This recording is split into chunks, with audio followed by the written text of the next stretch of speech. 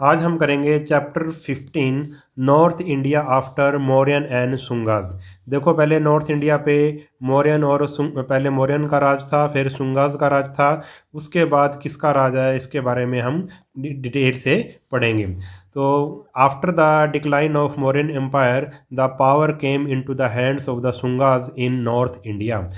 अब जब मौर्यन अम्पायर जब ख़त्म हुआ, उसका डिक्लाइन हुआ, तो उसके बाद पावर में को अब कौन आ गया? पावर किसके हाथ में आ गई? शुंगाज के हाथ में आ गया पावर नॉर्थ इंडिया में। There were many invasions from Indo Greek Shakas and Parthian उसके in the north after the fall of the Shungas. और जब शुंगाज का राज खत्म हुआ, डिक्लाइन हुआ, तो उसके बाद बहुत ही इन्वेजन हुए, यानी कि आक्रमण हुए बाहर से, विदेशी आक्रमण हुए, जिसमें इंडो ग्रीक्स शक्स और पार्थियंस इंडिया में आए। उन्होंने अटैक किया और वहाँ पर अपना राज स्थापित किया।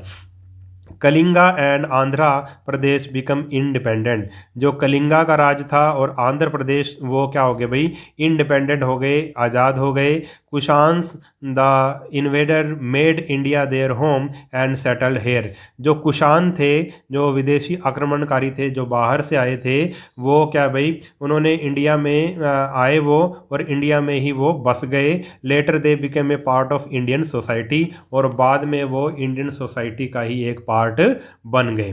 Among Indo Greeks the most famous ruler was Menander or Milinda. और इंडो ग्रीक्स जो ये भी बाहर से ही आए थे, ये ग्रीस से आए थे ये, ठीक है, आक्रमणकारी। ये भी इनका एक फेमस राजा था Menander. He adopted Buddhism and established his rule over Punjab and Kashmir. उसने बुद्धिज़्म को अपनाया, बौद्ध धर्म को अपना लिया था, और उसने अपना राज कहाँ स्थापित किया? पंजाब और कश्मीर में स्थापित किया। He ruled from the province of Gandhara, और वो गांधार से राज करता था। His coin have been found in many part of north India. और जो उसके जो सिक्के थे, जो पहले, क्योंकि सिक्के बनाए जाते थे, मुद्राएं बनाई जाती थी, उसके जो सिक्के हैं अब वो नॉर्थ इंडिया के कई पार्ट में वो पाए जाते हैं। और यहाँ पे जो गांधार है, गांधार एक जगह का नाम है जो अब अफगानिस्तान में है। Another famous Indo Greek ruler was Heliodorus. और दूसरा जो फेमस इंडो ग्रीक राजा था वो हेलियोडोरस था। ही अडोप्टेड वैष्णविज्म। उसने वैष्णव धर्म अपना लिया था, यानी कि हिंदू धर्म अपना लिया था। ही बिल्ट ए ग्रैंड ध्वज पिलर एट बेसनगर। और उसने एक बहुत बड़ा पिलर बनवाया था बेसनगर में। He the contribution of Indo Greek in is manifold in the field of Natyashastra, coinage, sculptures, philosophy and trades. और जो इंडो ग्रीक्स का जो बहुत ही बड़ा क्या था, एक तरह से कंट्रीब्यूशन था, किस किस फील्ड में था भाई? नाट्य शास्त्र में, यानी कि जो नाटक वगैरह होते हैं, कोइनेज सिक्के बनाने में, स्कल्पचर मूर्ति कला में, फिलोसफी दर्शन, और ट्रेड व्यापार में बहुत बड़ा इनका योगदान था। The Shakas originally belong to central Asia. और जो शख्स थे वो कहाँ से आए थे? शक जो पीपल थे वो कहाँ से आए थे? वो सेंट्रल एशिया से आए थे। और सेंट्रल एशिया में कौन कौन से देश हैं मैं आपको बता देता हूँ। सेंट्रल एशिया में आता है भाई कजाकिस्तान, किर्गिस्तान, तजाकिस्तान, तुर्कमेनिस्तान और उज्बेकिस्तान। ठीक है, ये सेंट्रल एशिया की कुछ कंट्रीज़ हैं जहाँ से ये लोग आए थे। उसमें चीन के कुछ पार्ट हैं, रशिया के कुछ पार्ट हैं, और अफ़गानिस्तान का कुछ पार्ट भी है। उसको हम सेंट्रल एशिया कहते हैं। मैं आपको अब मैप में दिखा देता हूँ कि सेंट्रल एशिया कहाँ पे है, और ये जो शक पीपल थे, जो शक थे, वो कहाँ से आए थे। आपकी ही बुक में पेज नंबर 50 में बता रखा है, जैसे ये इंडिया का नक्शा है, जैसे ये इंडिया है, ये पाकिस्तान है, ये अफ़गानिस्तान है। तो सेंट्रल एशिया किसे कहेंगे भाई? ये देखो, ये कजाकिस्तान हो गया, ये तुर्कमेनिस्तान हो गया, किर्गिस्तान हो गया, ठीक है, ये तुर्कमेनिस्तान है, तजाकिस्तान है, उज़्बेकिस्तान है।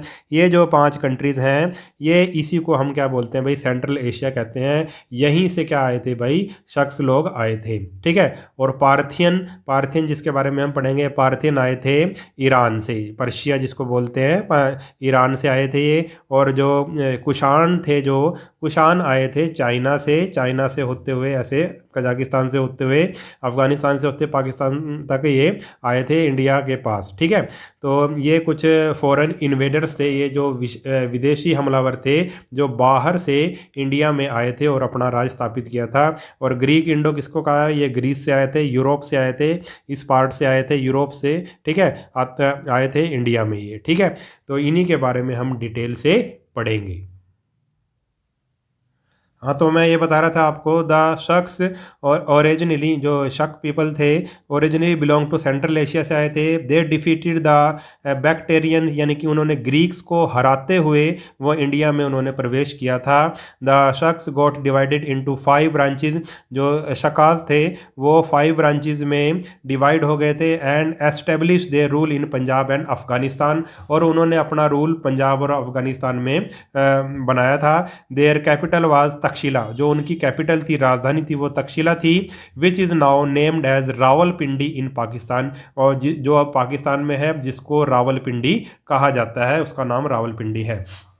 अब क्या है, आगे है इम्पोर्टेंट रूलर्स। इम्पोर्टेंट रूलर्स इसमें कौन कौन से थे, यानी कि जो हम पढ़ रहे हैं फॉरेन इन्वेडर्स, इंडो ग्रीक पढ़ेंगे, इसमें हम शख्स पढ़ेंगे और पार्थियन पढ़ेंगे। तो सबसे पहला है भाई रुद्रदमन। रुद्रदमन ने इतने से इतने सीई में राज किया था। The addict engraved on Girnar mountain in Junagadh provides information about the period of Rudradaman. Rudradaman के पीरियड के बारे में हमें पता चलता है। जो एडिक्ट्स हैं, यानी कि जो पत्थरों पे जो लिखाई की जाती थी पहले पुराने ज़माने में, उससे हमें पता लगता है। और वो पत्थर कहाँ पे पाए गए हैं भाई? जूनागढ़ में पाए गए हैं। जूनागढ़, ठीक है, गिरनार माउंटेन में, गिरनार की पहाड़ियों में, जूनागढ़ यानी जो गुजरात में, वहाँ पर पाए गए। उससे हमें पता लगता है रुद्रदमन के राज के बारे में। It shows that there were peace and prosperity in his kingdom, और इससे पता लगता है हमें कि उसके राज्य में पीस थी, शांति थी, और लोग क्या थे? खुशहाल थे। He had a council of minister to advise him, उसके पास एक काउंसिल ऑफ मिनिस्टर था जो उसको एडवाइज करता था, मंत्रिमंडल था। He issued silver coin on which his figure was engraved, उसने जो सिल्वर कॉइन चलाए थे, चांदी के सिक्के चलाए थे, जिस पर जो उसकी तस्वीर बनी हुई थी। He was always ready to help his people, वो हमेशा अपने लोगों की मदद करने के लिए तैयार रहता था। He prepared the Sudarshan lake in Kathiawar Gujarat in order to provide good irrigation facility, उसने उसने रिपेयर करवाई थी सुदर्शन लेक, सुदर्शन झील को रिपेयर करवाया था जो काठियावाड़ गुजरात में है, इरिगेशन फैसिलिटीज़ को बढ़ाने के लिए, जो खेतों को जो पानी वगैरह दिया जाता है, फसलों को पानी दिया जाता है, सिंचाई के साधन को बढ़ाने के लिए उसने सुदर्शन लेक को दोबारा से रिपेयर करवाया था। He was a great lover of Sanskrit, और वो संस्कृत भाषा का ग्रेट लवर था, यानी कि उसे संस्कृत भाषा बहुत अच्छी लगती थी, वो उसको बढ़ावा देता था। The rule of Shaka dynasty came to an end near 200 year in the 4th century CE, और इनका जो शका डायनेस्टी का राज लगभग 200 साल तक चला और 4th century CE तक चला। The Shaks rule was followed by Parthian and then by the Kushans. शक्स के बाद जो शका पीपल थे उनके बाद किसने राज किया? पार्थियन ने राज किया उस क्षेत्र पे, और उसके बाद पार्थियन के बाद कौन आए? कुशान्स आए।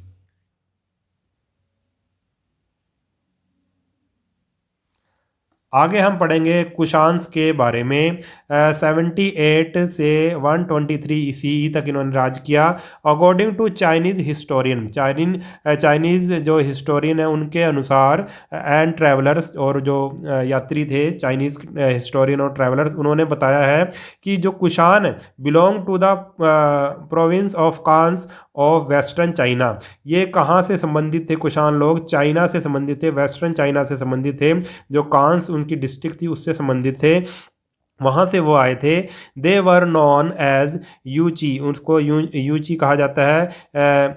दे were defeated by the Huns, जो कुशान लोग थे उनका राज वहाँ चाइना में था, वेस्टर्न चाइना में, तो उन कुशान्स को किसने हरा दिया था? वहाँ की जो हुन्स थे चाइना में, उन्होंने उनको हरा दिया था। तो जब वो उनसे हार गए तो वो फिर वो जगह छोड़ के आगे चले गए। So they moved toward India, इसलिए वो वहाँ से इंडिया आ गए। And settled in Afghanistan after defeating the Shakas. उन्होंने शकाज को हरा दिया और अफगानिस्तान में वो सेटल हो गए।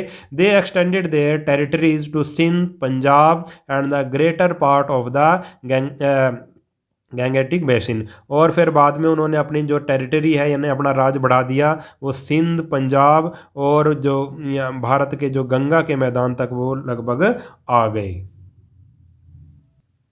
अब हम कनिष्क के बारे में पढ़ेंगे। कनिष्क एक राजा था कुषाण वंश का।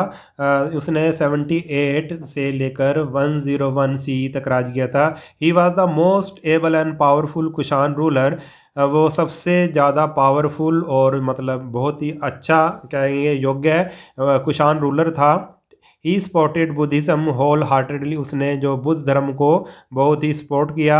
Many Buddhist monasteries were built during this period. और उसके पीरियड में, उसके समय में बहुत सी बुद्धिस्ट जो मोनेस्ट्रीज, यहाँ पे बुद्ध भिक्षुक रहते हैं, ऐसी जगह आप धर्मशाला कह सकते हो, उसने बहुत सारी बनवाई। The fourth Buddhist council was held during his rain. उसके जो राज में फोर्थ बुद्धिस्ट काउंसिल यानी कि जो बुद्धिस्ट सारे बौद्ध धर्म के जो सारे इकट्ठे होते हैं वो हुआ था, एक बहुत बड़ा समारोह हुआ था। He was a follower of Mahayana branch of Buddhism. और वो बुद्धिज़्म की दो ब्रांच है, महायान और हीनयान, और वो महायान को फॉलो करता था। Kanishka was the great lover and pattern of learning. और जो कनिष्क था वो बहुत ही मतलब एक ग्रेट लवर था, किसका? लर्निंग का, सीखने सिखाने का एक बहुत बड़ा मतलब लवर था वो, और उसको संरक्षण देता था। यानी कि वो जितनी भी मतलब विद्वानों को एक तरह से आप कह सकते हैं कि संरक्षण करता था, सीखने सिखाने की जितनी भी कलाएं हैं उनको वो बढ़ावा देता था। अब देखो ये कनिष्क का राज दे रखा है, देखो ये सारा राज इसका था, यहाँ से लेके यहाँ तक ये सारा जो इसमें दिखा रखा है इस कलर में। He propagated Sanskrit language and literature, art and architecture, sculpture, science. उसने इन सब को बढ़ावा दिया, संस्कृत भाषा को दिया, लिटरेचर को दिया, आर्ट और आर्किटेक्चर को दिया, मूर्ति कला को, साइंस को, इन सभी को बढ़ावा दिया क्योंकि वो सीखने सिखाने का एक बहुत बड़ा लवर था। Mathura, Sarnath, Amravati and Gandhara were the main centre of the development of art, architecture and sculpture. और जो मथुरा था, सारनाथ, अमरावती और गांधार उसके जो मेन सेंटर थे development of art, architecture and sculpture, कला, ठीक है, इमारत किससे जो बनाई जाती हैं, आर्किटेक्चर वगैरह और मूर्ति कला का, जो ये चार केंद्र मशहूर थे उस टाइम, मथुरा, सारनाथ, अमरावती और गांधार, ठीक है, उसके टाइम में। He himself was a great scholar. और वो अपने आप भी एक बहुत बड़ा विद्वान था। During the period of Kanishka, अश्वघोष wrote an epic Buddha Charitra in Sanskrit. उसके ही समय में जो अश्वघोष था, एक राइटर था, उसने एक एपिक लिखा, महाकाव्य लिखा बुद्ध चरित्र, संस्कृत भाषा में लिखा। Kanishka is also known for his fine coin. Kanishka अपने जो सिक्कों से भी मशहूर है, जाना जाता है। उस टाइम जो उसने सिक्के चलाए थे। He started द शक इरा इन CE 78। उसने शक इरा की शुरुआत की थी, कैलेंडर एक तरह से शक कैलेंडर शुरुआत किया था 78 CE में। This era is now used by Indian government as national era. और यही इरा का हम अभी यूज़ करते हैं और यही हमारी सरकार ने भी इसको अपनाया, इसी कैलेंडर को अपनाया है, ठीक है, जिसको हम हिंदू कैलेंडर भी कह देते हैं। Later on the Kushan adopted Hinduism. बाद में जो कुषाण था उसने हिंदू धर्म को अपना लिया। The last Kushan ruler in India was Vasudev. और कुषाण का जो लास्ट रूलर था वो कौन था भाई? वो वासुदेव था। द इंडियन, अब डू यू नो में क्या है? The Indian national calendar sometime called the Shaka calendar is the official calendar in use in India. और जो इंडिया ने, एक तो होता है भाई अंग्रेजी कैलेंडर जनवरी फरवरी वाला, और एक जैसे हिंदू कैलेंडर जिसको हम बोल देते हैं, उसमें द इंडियन नेशनल कैलेंडर है वो। और वो कहाँ से लिया गया भाई? शका कैलेंडर से ही लिया गया जो कुषाण ने चलाया था। Is the official calendar in use in India. अब डू यू नो में क्या है? Buddhism was divided into 2 sect in the fourth Buddhist council held in Kashmir.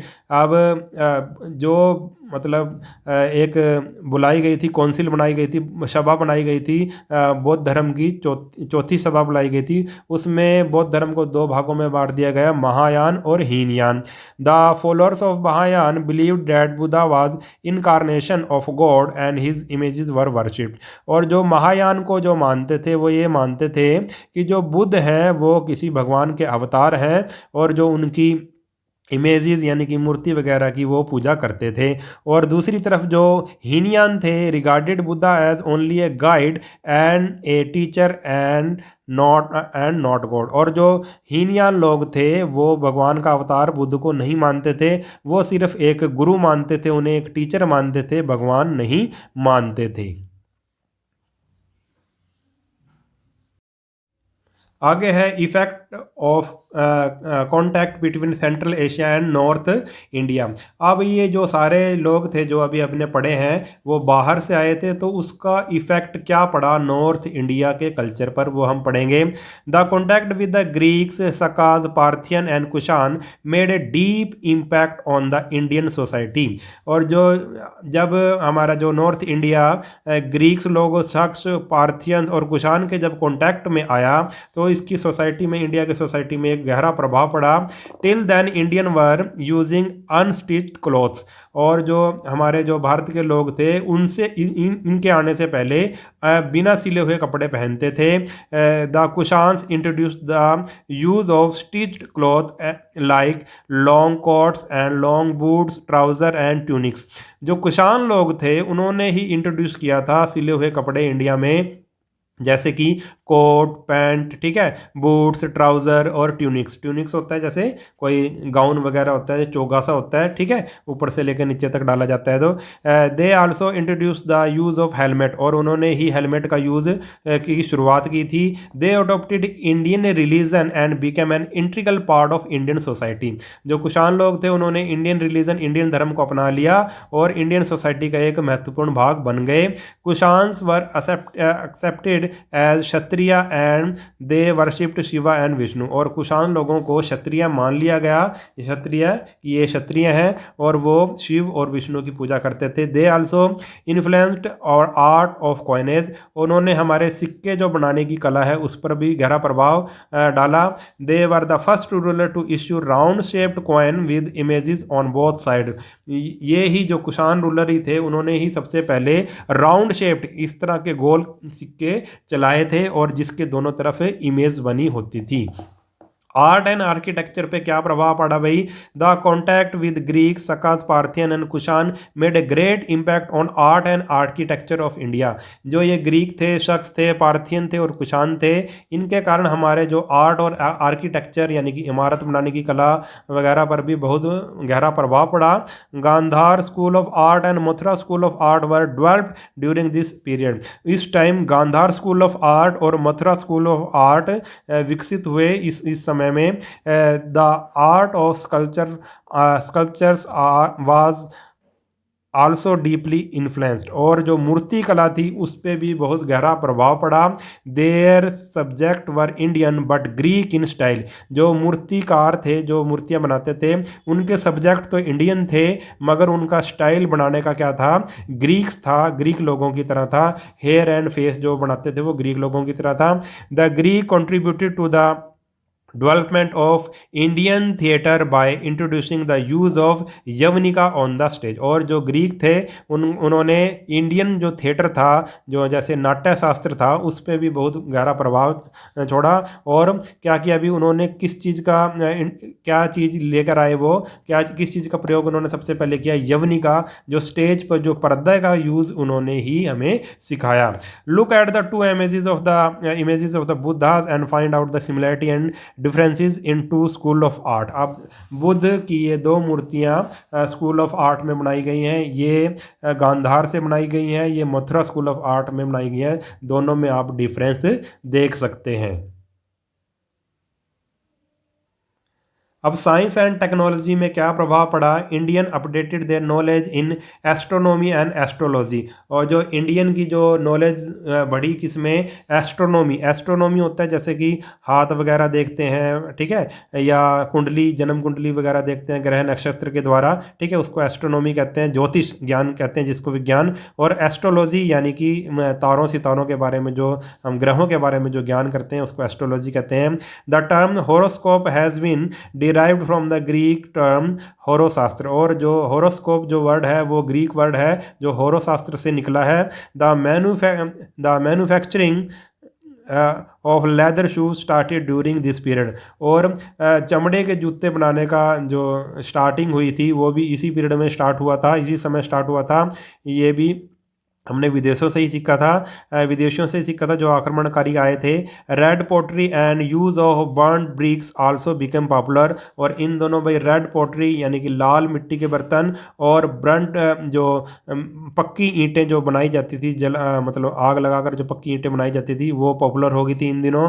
Gold coin in India were made by the Kushans using Roman style. और gold coin मतलब सिक्के बनाए जाते थे सोने के इसी टाइम कुशान के द्वारा रोमन स्टाइल में। Glass work was also influenced by them. और जो शीशे का जो काम था वो भी इस पर भी काफ़ी प्रभाव पड़ा था।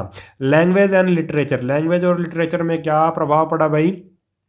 There was give and take between Indian language. Indian language में मतलब कुछ वर्ड बाहर गए और कुछ इंडियन लैंग्वेज में आए। गिव एंड टेक चलता रहा, आदान प्रदान चलता रहा। Greek and other languages during this period.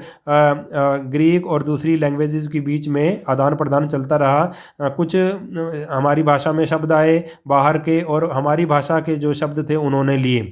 We have adopted many word from them. हमने उनसे कई वर्ड अडोप्ट किए हैं जैसे कि होरा, कलम, प्लेग, सुरंग एट्सेट्रा, ये विदेशी वर्ड हैं। The Greeks also adopted many Sanskrit word. और ग्रीक्स ने भी बहुत से संस्कृत वर्ड अडोप्ट किए जैसे कार्पस, शर्करा, वैद्युरा etcetera. The noted scholar Patanjali earn great fame for the evaluation of word, language and grammar. और आपने जो विद्वान था, एक प्रसिद्ध विद्वान पतंजलि का आपने नाम सुना होगा। इन्होंने उन दिनों बहुत ही वो प्रसिद्ध हुए थे। उन्होंने किस पे काम किया था? लैंग्वेज और ग्रामर पे काम किया था। ही आल्सो रोड महाभाष्य। उन्होंने एक किताब लिखी थी जिसका नाम था Mahabhashya during this period, which is great study of evolution of word and grammar. जो किसके बारे में थी कि भी ये शब्द कहाँ से आए हैं, शब्द कैसे बने हैं, और उन्होंने ग्रामर के बारे में ये बुक लिखी थी। तो ये लेसन हमारा हो गया कंप्लीट। अगर वीडियो आपको अच्छा लगा है तो चैनल को सब्सक्राइब कर लेना, और वीडियो को अपने सभी दोस्तों के साथ शेयर जरूर कर देना। मिलते हैं नेक्स्ट वीडियो में, तब तक के लिए नमस्कार।